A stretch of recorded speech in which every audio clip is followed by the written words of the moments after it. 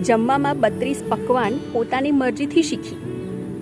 જમવામાં 32 પકવાન પોતાની મરજીથી શીખી.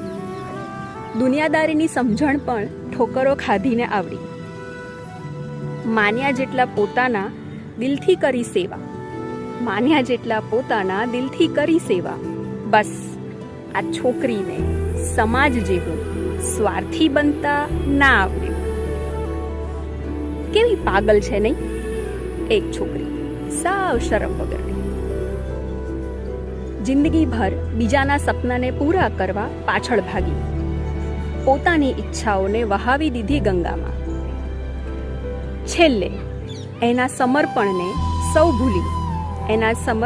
સૌ ભૂલી વળી ગયા પોતપોતાના રસ્તે.